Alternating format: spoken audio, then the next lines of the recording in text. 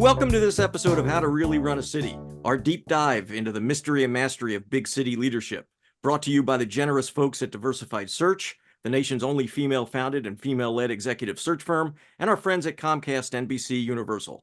I'm Larry Platt of the Philadelphia Citizen, a nonprofit, nonpartisan media organization that seeks to reinvigorate democracy in the American city where it was born. Check us out at thephiladelphiacitizen.org. How to Really Run a City, if you've been with us before, you know it features our two superstars, two accomplished practitioners of the art of urban change-making, former two-term Atlanta Mayor Kasim Reed and former two-term Philadelphia Mayor Michael Nutter. If you've listened to past episodes, you know the drill. If you're frustrated by the bickering and finger-pointing in Washington, D.C., this podcast is for you. It's a testament to the art of practical problem solving. As Mayor Nutter likes to say, there's no liberal or conservative way to fill a pothole. You just, to quote the mayor, fill the fucking pothole. Yeah. So before we get to our esteemed guests, Della Clarke, CEO of the Enterprise Center in Philadelphia, and Michele Lawrence, Managing Director of JP Morgan Chase, for a discussion about growing capital for entrepreneurs in Black and Brown communities, let's catch up with the stars of our show. Hey guys, how you doing? Hey. What's going on, Larry? Doing well. Yeah, Mayor Nutter, you took so you were at the dentist and you had a little bit of Novocaine or some kind of They put something in there. Like they say, we're gonna numb you up, and then they say you're gonna feel this pressure. I thought you were gonna break my fucking jaw. Yeah. Damn. But no, they did a great job, and I wanted to make sure I could be on today. Feeling pretty good. We'll see what it feels like in about 6 hours, but right now, everything's great. Well, you guys, as we were talking earlier, you reminded me that like mayors go to the dentist too. Mayors have to like live their lives too. Sure. Yeah. It's good. You just have to go. That's why I knew he was still going to be here.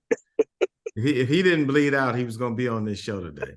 You know what I mean? If he was Thanks, not Christine. I appreciate he was in an emergency support. Appreciate the confidence. You know? Yeah. No, we got to do what we got to do. Well, listen, since we were last together for that great conversation with Charles Blow, what a conversation! It wasn't it? He's that was good. That was good. Very creative guy, and I'm still thinking about his idea, which kind of scares me if it ever comes to fruition, just because in some cities we're going to be taking a step back, right? Yeah. But which you pointed out, Mayor Nutter. But it's so provocative and smart, and I love that he's focused on achieving power. Anyway, but since then, old Sleepy Joe woke up. We were talking last time, and everyone was wringing their hands. My tape. I was not wringing my hands. No, that's true. But you had some prescriptions. But he did some of the stuff you said to do. I said that I saw him. He gave the commencement speech at Howard University in May of last year. He showed up to the photo line. He met with dozens of people. He was amazing. He stood there. I watched him give a 25, 30-minute commencement speech. He was amazing. Yeah. And I watched the whole process from the standpoint, of course, as a friend and supporter, but also listening to all of this noise about whether he was going to be able to continue to do the job. And from that moment on, I had total peace. And that's what I saw the other night at the State of the Union. He was a better man than he was at Howard University's commitment. President Biden,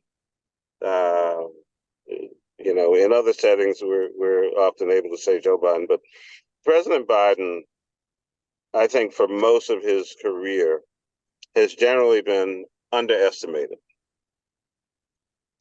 And you always make a mistake underestimating Joe Biden, right? So, I mean, we know the record. We could recite the whole alphabet soup of bills and all this other stuff, all those accomplishments with a lot of bipartisanship in the Congress, which is a skill set that not everyone has. But I thought the greatest demonstration of the answering the question without having to state the question, his ability in that chamber to get into call and response, repartee with the members of Congress, right? Yeah. Oh, you want to shout at me? Yeah. Here's the great line. Oh, you don't want to do that? But it's in your bill. Yeah. You can And read. I know you can read. Yeah. I know you can it read. really had a prime minister's questions feel to it, which is what I enjoy most. And my favorite line of the night is when he said, "I will not bow down." Yes. That was yes. He had so many great lines, but if I had a T-shirt, I will not bow down. Especially given his opponent, who in the presence of Putin totally bows down. You can physically see him cow around Putin to look in that camera and share that line. I thought was what did he say? Well, when something about about the journalist, right? Khashoggi, right? He said, well, I asked him, and he said no. So he I guess wasn't I have to involved. believe. I have to believe. He didn't do it. What? What did you just say, you idiot? So, but another funny moment, and this is all in the leadership. So, President Biden's talking about, what he's talking about in that particular moment. And then he went into voting. And then he slips in, and we should acknowledge and honor our friend, John Lewis. Yeah. Mike Johnson could not get up out of his chair fast enough. Yeah. He said, oh, no. I got to stand up on this one. Yeah, this is the one I got to get up on. I ain't messing around on that. And I saw him. He was turning to the main side where the Republicans sat and was nodding his head. Yeah. Now, I watched it on a particular news station. They didn't pan to the Congress in that moment, but I thought he was basically trying to tell them, it's okay. It's okay. John Lewis, we can stand up for that. Yeah. Don't get it twisted. One of the things that I think, Mayor Nutter, that you and I should really be sharing, that aside from his exceptional record, is his decency. We had the chance to travel with him to Panama together on Air Force Two. I don't know whether you remember that, but yeah, Can't forget that. We spent about as much time with him as 99% of the population in the world during that trip. And on any other occasion. A day and a half. And I just think it's his decency. Yes. This guy off camera, man, off site, just a decent guy. Just real. He's very real. You can talk to him about anything. He's obviously, because of his career, he's got 9 million stories, but he's a good person. And in the environment that we're in today, and again, as Mayor Reed has mentioned, when you look at the opponent, you have one of the most decent people on the planet running for re-election, and you have one of the most despicable people on the planet on the other side. As we sometimes say, Stevie Wonder, Jose Feliciano, Diane Shore could all see, what the difference is between these folks. But in a divided America, with people with all kinds of things on their mind, it's astounding to me. But we're going to do what we need to do. No question.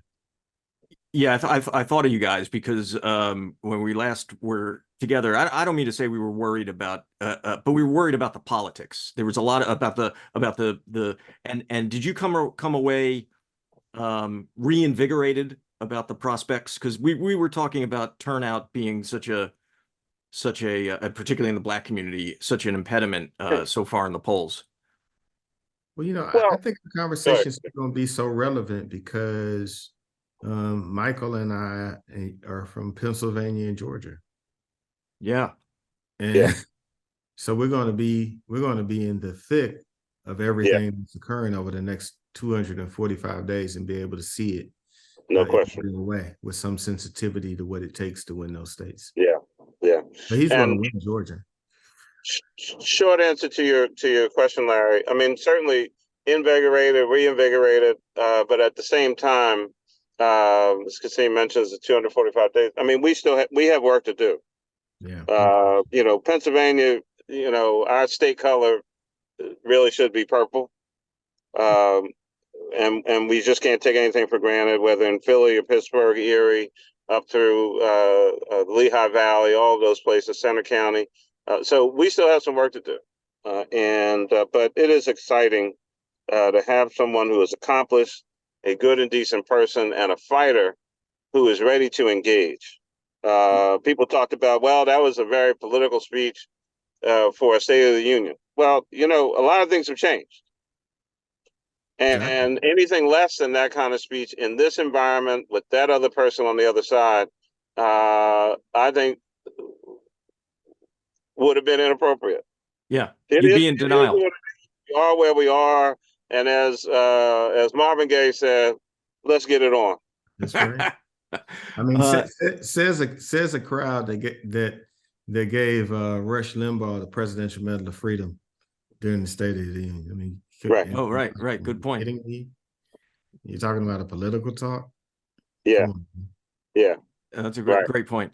The other thing that he did was in that speech was set the stakes, define the stakes. There's that political consultant Neil Oxman who worked for Mayor Nutter always talked about the key to any election is define yourself, define the opponent, and define the stakes.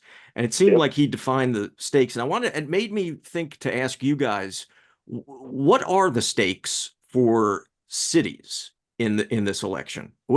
Because he didn't talk specifically about cities, but I think that's well, but Larry, almost everything ultimately that the federal government does ends up at the doorstep of cities all across America. This guy is talking about deploying the National Guard to go door to door to find folks who are undocumented. Well, where do you think that's going to happen? That's going to happen in cities, right? It's not going to farmhouse to farmhouse. Yeah. Right. Right. I mean, mayors already have to deal with state legislatures that are typically more conservative and who want to constrain cities, typically the economic engine of the state. Right. Despite the fact that we're the economic engine of the state and export money to everyone, still want to constrain us.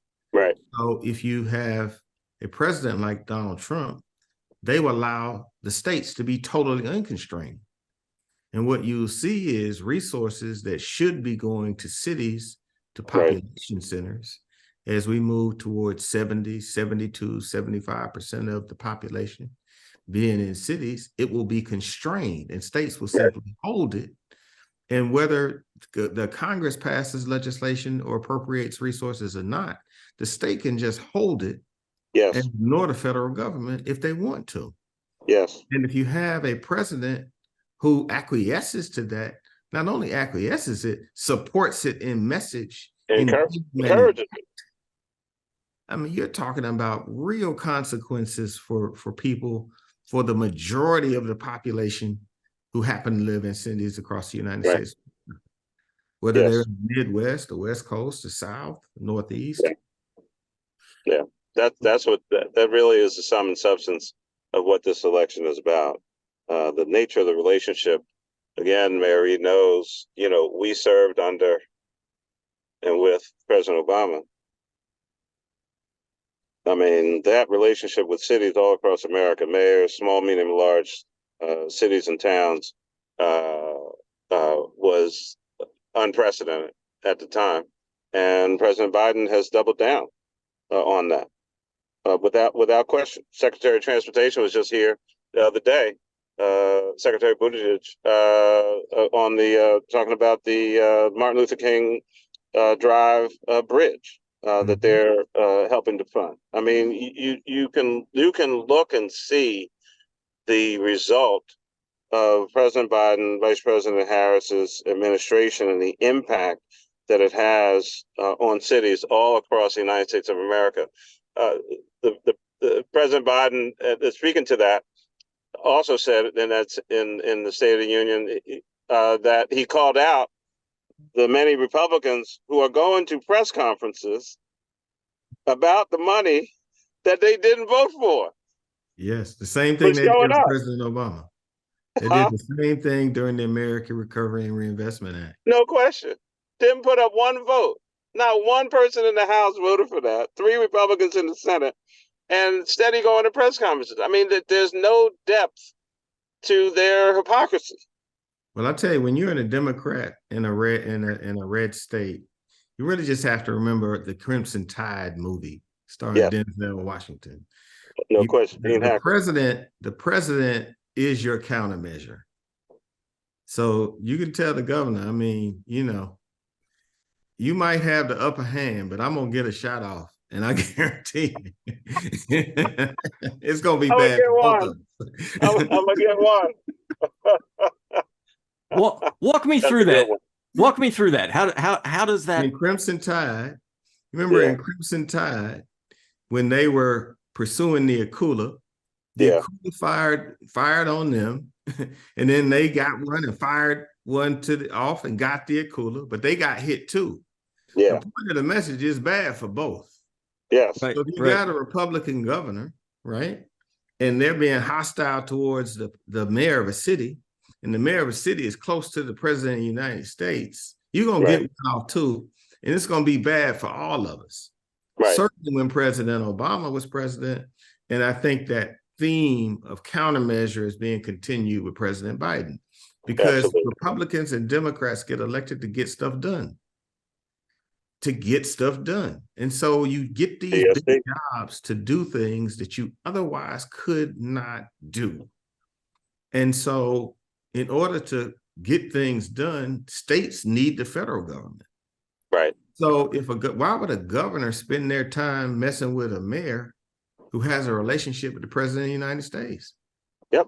If you're a smart governor and you look up and you see your mayor traveling to Panama with the vice president of the United States on Air Force Two on his birthday, we actually were in Panama for Vice President Biden's birthday with the president of Panama. Why would you mess with that mayor? Right. See, I never thought of it that way. That really opens my eyes. I never thought of it as leverage. Yeah, pick somebody else. Right. Yeah.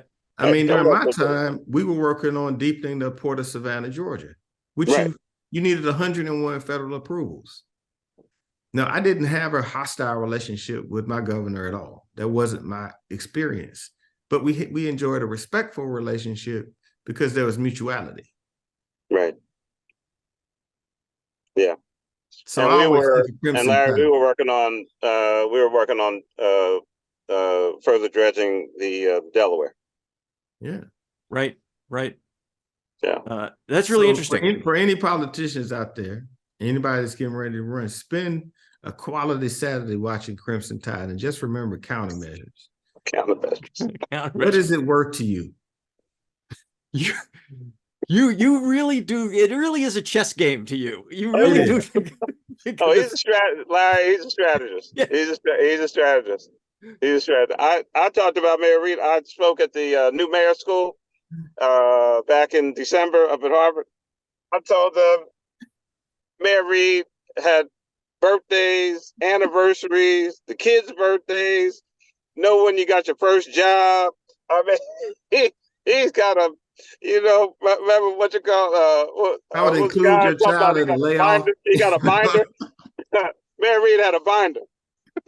He knew, he sent you a birthday note before you remembered that it was your birthday. And was that everyone, or was that just council members? Or did you keep? No, man, I lived it. You didn't you have to blame all of this on Willie. So all of this you have to blame Willie Brown, whose birthday is March 29th, and we're celebrating in San Francisco his 90s. Man, so we got to get him on the pod. We got to get Willie on the podcast. I'm sending you an invite, Mayor Nutter. Yeah, please. Oh my goodness. It's going to be the celebration of celebrations. I can't even imagine what that's going to be like. Well, Della, Michele, Lawrence, Lord have mercy. Yeah, let's get our esteemed guests in on the superstars conversation. Della Clarke is a force of nature, CEO of the Enterprise Center in Philadelphia, where for the past 34 years, she's provided countless business services for minority entrepreneurs, from lessons in financial literacy to procurement, consulting services, and so forth. And Michele Lawrence, managing director at JP Morgan Chase, which, along with our friends at Comcast, is supporting Della's really groundbreaking 22-city tour, which is called Cocktails and Economics, which educates and provides networking opportunities and invests in Black and brown entrepreneurs. So I thought they'd be a great duo to talk to us today about this issue. Della and Michele, welcome. So I do want to correct you, Larry, because on this tour, we're circling some words that we want to change. And you use the word financial literacy. That word we circle, and we want to stop using that word when it comes to small business and use the word financial intelligence. I like that. Explain that. Yeah, tell us about the shift. So one of the things that I've learned being here at the Enterprise Center is that the language that we have used since the late 40s and 50s, particularly when the SBA was formed and conceived and put together, is that the language that was formulated by the federal government has permeated in low wealth communities that suppresses income and suppresses the mindset and keeps you thinking micro versus macro. And so this tour is about bringing that language to the forefront, because if you are preparing entrepreneurs for capital markets, that lingo, that vocabulary will not work. Are you all coming to Atlanta? Yes, we will. So tell me I'm gonna give you another example of a couple of words. So oftentimes in low wealth communities, you hear the word technical assistance. In prosperous communities, capital markets, they don't use that word. They use expertise, subject matter experts, business support services. But in the low wealth community, we hang on to technical assistance, right? Yes. Another word that we have circled that we're getting rid of is called just me. So oftentimes over my time in this business, I would ask, who's on your team? And they would say, just me. We circled that. You got to have a management team. You got to have a board of directors. That founder or CEO needs to surround themselves with subject matter experts. Especially when so many Black businesses are single member LLCs. Correct. We don't like that. And so what would be the recommendation to a person that has a single member LLC who's talking about their business? Well, first of all, it depends on your operating agreement, because each LLC has to have an operating agreement. Absolutely. And we'd have to take a look at that. But what we want to encourage is management teams, right? Building a management team, having thoughtful leadership that surrounds you, because that's the only way you're going to implement your growth strategies. It's not about starting a business, it's about growing that business. Take me through an experience on the tour. So if I'm walking into the Atlanta conversation, walk me through what's going to happen during that hour or 2 hours. What am I going to do? First of all, cocktails is a little bit trickery. It's to get you to come. Because if we said we were having an event just focused on economics, most people wouldn't show up. So cocktails is not about drinking and standing at the bar all night. It really is featuring a food or beverage brand, because they don't get this light shined on them. And so we're looking for food, both alcohol and non-alcohol. So for instance, this week I met the only African-American distillery who's making vodka in the Commonwealth of Pennsylvania. Okay. And they don't have a brand. They need sales. So I'm going to try to help them get sales. And so, Michael, one of the things I'm going to do in 2025 is that I'm going to go to Josh Shapiro and encourage him to set up a diverse aisle in our state-controlled liquor stores. So when people walk in and they see Uncle Nearest, which is two women from Tennessee, people will know that they're a diverse firm, and maybe we'll carry sales. And then I want a percentage of the proceeds to set up a seed investment fund for the Commonwealth of Pennsylvania. Because when your parents do not own the boots or straps, you don't have resources, and you're starting out with loans, and you get yourself on a hamster wheel of debt. Jammed up. Well, when you come to Atlanta, I'm going to introduce you to a woman named Pinky Cole, who runs a business called Slutty Vegan. Yes. One of the fastest growing. We want her to come to Philadelphia. Yeah. Well, you're gonna meet her when you come to Atlanta. I know that. Okay. I can handle that. Okay. I don't know about getting her to go to Philly. She's Baby. isn't she in Dallas? I Three thought young I saw children. Slutty Vegan in Dallas as well. Isn't Yeah. she also in Dallas? Yeah, she's we're opening a location in Dallas. We So have Michelle, we just have to the- convince her to come to what's the- Philadelphia, Michelle. yeah. What's the business? Back. It's a vegan restaurant Mm-hmm. called Oh, Slutty okay. Vegan. It's just been wildly successful. Got it. Okay. Okay. And by the way, her husband is a Philly guy who's got a Philadelphia cheesesteak Dave Cheese- operation in Atlanta. Yeah, Yeah. and he's Nice. got 30 franchises soon to be open. So Mhm. Right. that's it. So I was telling you about the first segment, which is around featuring both food and non-alcoholic and alcoholic. And then the second segment is around economics. And what we're trying to do there is to bring forth economic indicators to help our entrepreneurs make better informed financial decisions. So give an example, I was just with an entrepreneur and he said he's pretty close to getting a $2 million line of credit approved. And I said, what's the cost of that $2 million? What's the interest rate? He said, I don't know. Mhm. Right. This tour is to talk about economics and why increasing your financial acumen is so important. So after cocktails, what happens? You said after cocktails? Yeah, so take me to through the run of show for the evening. So the cocktail is about 30 minutes. So it's 30 minutes of networking and then 30 minutes on cocktails, 30 minutes on economics, and then 30 minutes of networking. And we also are bringing forth books, different books that we would just give away, like how to prepare a investor deck. Yeah. Yeah. So to be clear, at the first one, which I attended, and it was a great crowd here in Philly, which really launched it. You had Patti LaBelle come, and she has this $20 million wine and cake line No. that She has a sweet potato pie. sweet potato pie. That's right. That's right. Right. And she has and- not, she was launching her wine. She's not on the market yet. Gotcha. Sure, And then- I had missed cakes. I know about the pies. Right. Yeah. Yeah. So and then that was followed by a great JP Morgan Chase, and we'll get to Michele in a second. Economists sort of working people through predictions and insights into the state of the economy. Is that a good thumbnail, Della? Yes. And one of the takeaways is that he also gave an outlook of what he considered hot industry clusters, like AI. He was encouraging tech firms in the room, to build capacity around AI because that's an exploding industry, as an example. He's a sharp young man. We were so proud to have him, and we're going to have him in Washington, D.C. I can't promise you Atlanta, but I tell you, he is dynamic. If I was younger, Michael, I would go after him. But So we're gonna so how about those Sixers? Right. Right. Like what? Let's get That's to why you that tune offline, in. Della. I'll work with you on that.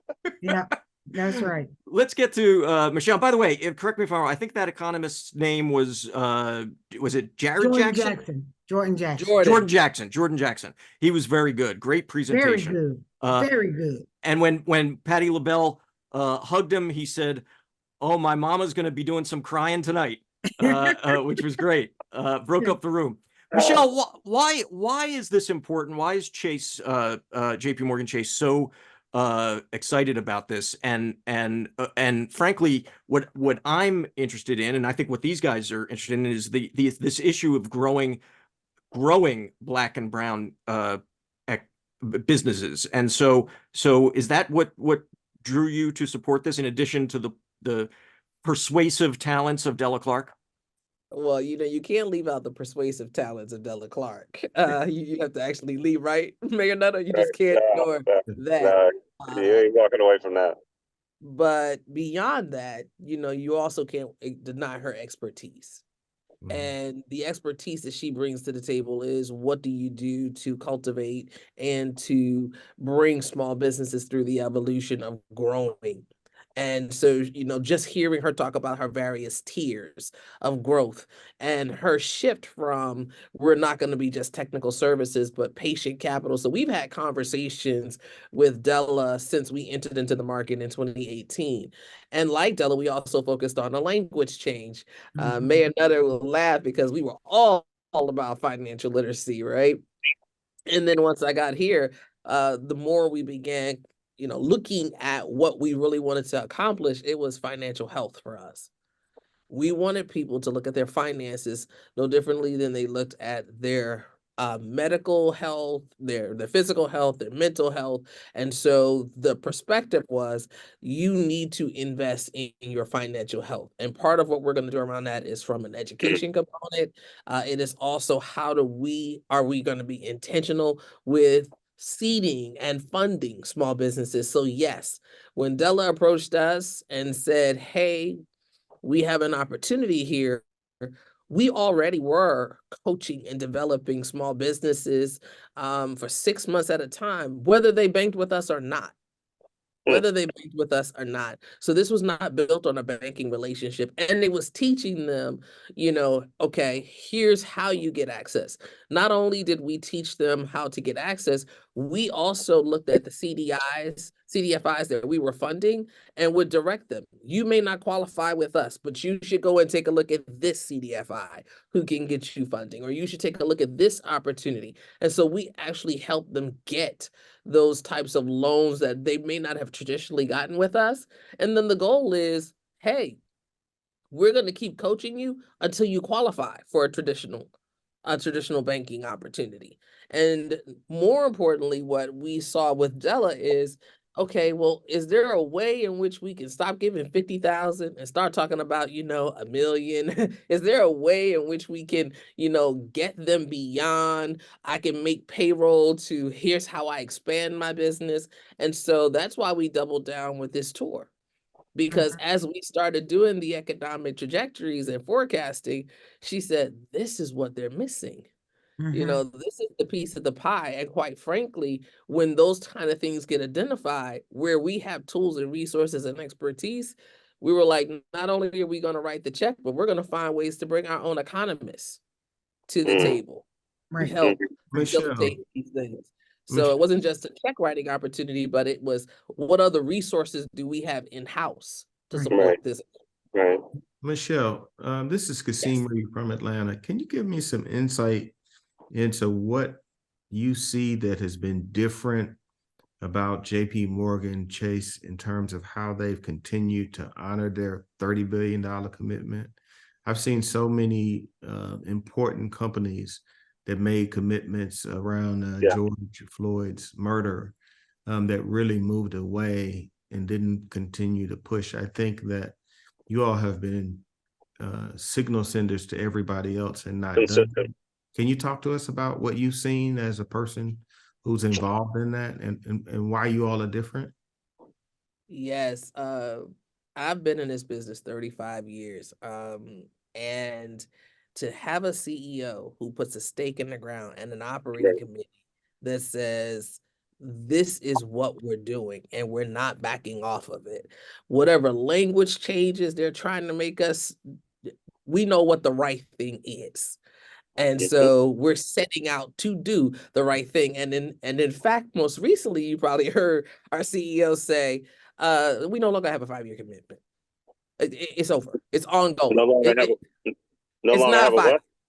It's no longer 5 years. We're done. Okay. We're blowing past 5 years. What we've accomplished in 5 years, we're still not satisfied with what we've done in 5 years. And by the way, we have already met many of the metrics in less than 5 years for the 30 billion. And he says we can do more. And not only can we do more, we are responsible to do more so that other institutions will continue to look and go, hey, this is bigger than a George Floyd protesting, guilt type of response. This is a commitment to the economic equality in Black and Brown communities. And so with that understood, Are there things that we are strengthening? Yes, we still believe that there's still more opportunities to do more mortgages in Black and Brown communities. There's still more opportunities to partner with the Dellas to understand where the gaps are in our ability to lend to Black and Brown businesses, be it small or otherwise, right? So that's what I would say the commitment is, and that it is now manifested as lines of business. So this is the other differentiator. It's not an initiative. It's not a task force. It's not a project. When you establish something as a line of business, it means it gets the full resources that any other business does within the institution. And this is line of business work, and it's across businesses. So when we said 30 billion, everybody thought we were just going to give away 30 billion. 30 billion came back as Jamie giving us the mandate. How many loans did we do? And I think that that was also an internal challenge of go make it happen. Right. Go get it done. Right. And so when you have such an esteemed leader saying, we're not just going to hand out cash and write philanthropic dollars away, because you can't write this away with checks. You're going to have to find a sustainable system by which we're able to execute. And one of those has to be, have we taken a look at our underwriting? Have we taken a look at other opportunities and coming up with other jobs, such as the community home lending advisor? So now we don't just have a home lender, but we have someone coaching people on how to qualify inside the bank. And you don't have to be a customer. So those are things that I would say differentiate us, is that where people are saying, hey, I need a hand, I don't understand. And if you ever sign a mortgage, which I'm sure everybody over on this platform has, you know how complicated it can be. You know, you got 30 documents, send me this, what's your blood type, you know, all of those things. So we actually have somebody now walking people through their first ever purchase. And I'll give this as an example. Della was there when we opened our community center in West Philadelphia.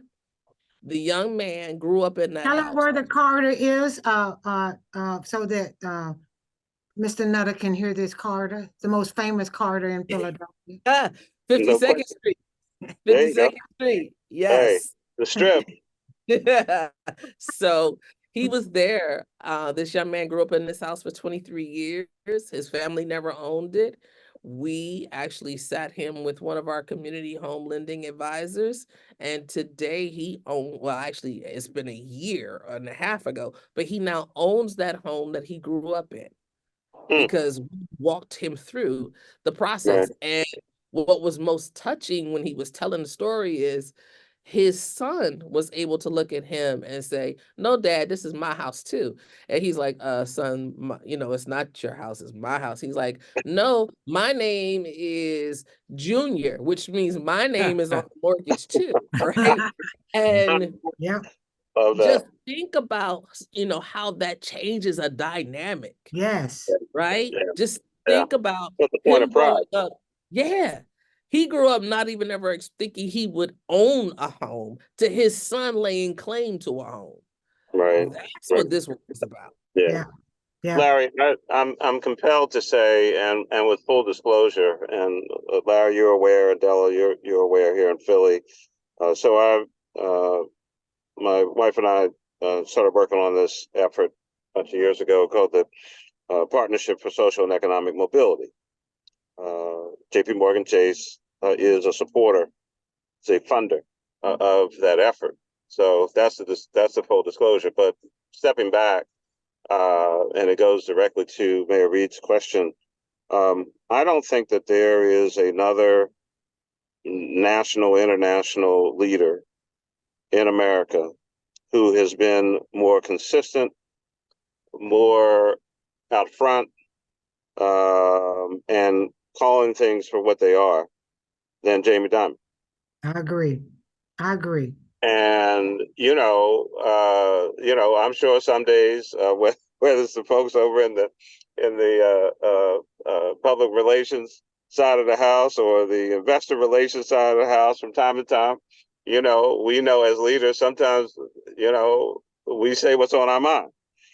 Some people like it, some people don't. But he definitely doesn't bow down. If he said it, he owns it. It is what it is. Let's keep it moving. And so there was a story somewhere, I think Mayor Reed, somewhere in the last couple of weeks. I thought I read a story somewhere talking about the consistency out of all these other folks. You know, what I say is, you know, in the aftermath of the tragic murder of George Floyd, you know, companies, they couldn't say Black Lives Matter fast enough. They couldn't get their sign. They had T-shirts, all of that. And many of us are still trying to figure out where all that money is. Yeah. But we're not wondering about J.P. Morgan Chase, and I think it's important in this conversation that we acknowledge that's called leadership. Yeah, yeah, and I wouldn't be able to do. Excuse me, Mayor, I wouldn't be able to do cocktail if J.P. Morgan hadn't stepped up to the plate. So I am honored to have them as a partner on this tour, and we have, I think, one of the best branches out of their system right on 52nd Street. And they're helping us think through how we transform 52nd Street. And I'm excited about that. I'm very excited about it. And so I am honored to be traveling. And they're not just funding this tour, they're part of the tour. They're going to cities, okay? They have assigned a project manager to this tour. This tour is very important, not just to J.P. Morgan Chase, but to America, right? Because we're getting ready to do a paradigm, we're creating a movement. This is to change a paradigm shift, right? And Della, the audience consists of Black and brown entrepreneurs. How are you selecting that audience at these? This conversation is not for startups. This conversation, we're trying to identify growing companies, CEOs who are looking to grow, right? And so one of the things that we learned from the J.P. Morgan Chase economist is that he said debt is used to fund a condition, whereas equity and patient capital is used for growth. And so when you look at the minority capital stack, it's primarily all debt. And what we want to do is begin to have it, because most of them have never been courted by LP investors, by funds. And so these events, we are inviting LP investors and fund managers to come so that they can meet some of our entrepreneurs. And so you're talking about the limited partnership? Mayor Reed, we are scheduled to be in Atlanta, April the 23rd. Well, I tell you what, April 23rd is going to be packed. Okay. All right. We're gonna hold you to that. We got it. That's why I said it. I want to record it. That's great. Michele, are you coming? Oh yes. Yes. Oh yeah. Okay. Well, yeah, this is gonna be packed then. Okay. Yes. Okay. No, but I'm gonna tell you up front. I'm telling you as my friend. Della is dynamic. Yeah, I can't wait. Make sure whatever you commit to. I'm I telling think you. that's exactly why we created this podcast, for conversations just like this, and to elevate exceptional work and to talk about it in a serious way that people can digest. Yep. I do want everyone to know that the Enterprise Center, which is a nonprofit organization, is one of the few funds in America where the nonprofit is a GP and an LP in the fund. And so we're raising $50 million to start in the Mid-Atlantic with the hopes of having a Fund 2, Fund 3, Fund 4, and go across America. And so this tour is really developing the pipeline for this fund to identify ambitious CEOs who want to grow and scale. And we've got a pretty broad audience. So Della, I want to ask you, you cautioned us, schooled us on the language. And so when we talk about financial intelligence, the LP and the GP, you're talking about limited partners and general partners? Correct. That's correct. Yes. I wanted that out there for the audience. Well, in Atlanta, we're fortunate because Arian Simone founded one of the largest Black women-led VCs called the Fearless Fund. Yes. Which was actually sued by the same gentleman that sued Harvard. So she raised $25.8 million for Black women businesses and women of color in the United States. And it's been a terrific success. Della, sounds like she needs to be in the room when we come there on April 22nd. I'm on top of it, Michele. Yes. That's right. Look. He already called it. Already Yeah. committed to have a PAC for it to be PAC. Right. So when you look at low wealth communities, many of our conversation is around programs. And in low wealth communities, I call them poor grams. Right? Mm. Because low wealth communities get program, prosperous communities get investment capital. I love that. I love that. People need to hear you, Della. That's Right. Yeah. You got a whole new lexicon here. Right. And the other And last thing mindset. I want to say is that, we have minority businesses running around looking for business grants. They're looking for a grant rather than looking for investors. So we're just trying to change the dialogue and the conversation. Well, I would assume much of that, and that's a tricky thing, especially for, as Mayor Reed talked about, the single LLC, single individual LLC dynamic. You created the thing, it's your baby. You talk about investors, what do I have to give up? I don't, the reason I started the business because I didn't want to have a boss. Now I got to ask other people, can I buy 10 pencils? Oh, I can only get 5, right? So, I mean, I think there's a mindset component to, understanding and thinking about having investors. What does that mean? Well, if you think about most minorities, they want to say, well, I don't want to give up any of my company. And I always use the model of Bob Johnson from BET. When he started his business with approximately $12,000, he recognized he was going to bring on investors. So, but what he did was in each one of his shares that he sold, he put in there that he had first rights of refusal. And they could not sell his shares to anyone but back to him. Now, if he declined to buy them back, that's another story. And so by the time he sold to Viacom, he hoarded his cash, he saved it, and then he bought all of his shares back when he exited out. And this is a story that I tell over and over again. 100% of nothing remains nothing. If you can't grow without capital. It's just very, very difficult. And so I think we need to present most of these new models to these entrepreneurs because they don't have the exposure and understanding. Right. Well, this has been a terrific conversation. I can't thank you guys enough, Della and Michele, because you're really you're on the front lines of what I think is the issue, income and wealth inequality, and day by day you're working at it. So with a growth mindset, which I think is critical. Mm-hmm. So we can't thank you enough, and Absolutely. Mayor Reed will hook up with you in Atlanta. I can't wait. I'm psyched about There you that. go. There you All go. right. Okay. All right, Thank you April both. 23rd. Thank All you right. both so much. Bye-bye.